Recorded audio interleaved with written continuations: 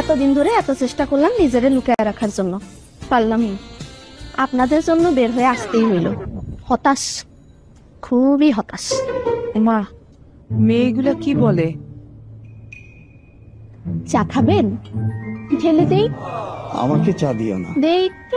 আমি রোজা রেখেছি, নফল রোজা। তোমার সাথে একটু কথা বলি। আমরাই তোমাকে প্রথম দেখতে আসলাম, না এর আগেও কেউ এসেছিল? আর্জেন্টিনা বিশ্বকাপ জেতার পর আপনারাই প্রথম।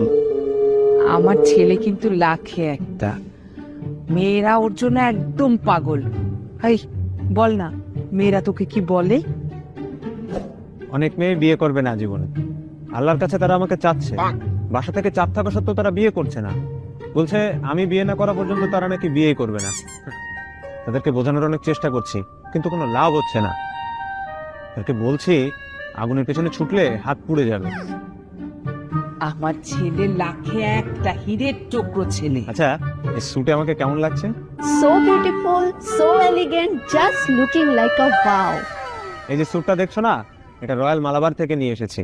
ওখানে ওদের ফ্যাশন হাউস, অ্যান্ড দে, তোমরা শুনলে অবাক হবা যে মানে তোমাদেরকে এটা বলতেই হবে, sponsor me, I am not buying, buy bought ইট।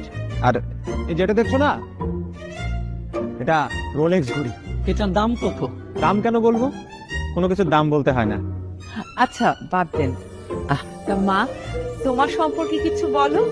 যা বলবা সত্য বল, মিথ্যা বইল না। কারণ একটা মিথ্যা কথা করলে মানে মিথ্যা কথা ঢাকতে গেলে, মানে মিথ্যাকে ও অনেক মিথ্যা দিয়ে ঢাকতে গেলে ওই মিথ্যাটা মিথ্যাই থেকে যাবে। চুপ করো তো। আচ্ছা, তুমি কি এর আগে কখনো প্রেম করেছো? কয়েকটা করেছি। কাজটা কি তুমি ঠিক করেছো না? না, আমি নিজেকে নির্দোষ প্রমাণ করতে চাচ্ছি না। আমি যখন জানি আমি দোষ করেছি, তখন আমি কেন নিজেকে নির্দোষ দাবি করব? আমি দোষী। আমি কি আপনাদেরকে একবারও বলেছি আমি নির্দোষ? তখন আমার আবেগে কাজ করেছিল, বিবেকে কাজ করে নাই। বিবেকটা কাজ করলে পৃথিবীর সর্বশ্রেষ্ঠ আদালত হচ্ছে মানুষের বিবেক। তখন যদি আমার বিবেকটাই কাজ করতো, তাহলে আমি এত বড় ফাঁসের মধ্যে জড়িয়ে যেতাম না।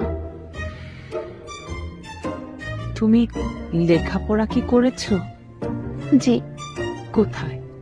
প্রাইভেট ইউনিভার্সিটিতে। ভাগ্যিস আমার বাবা মার অঢেল টাকা ছিল না, তাহলে আমাকেও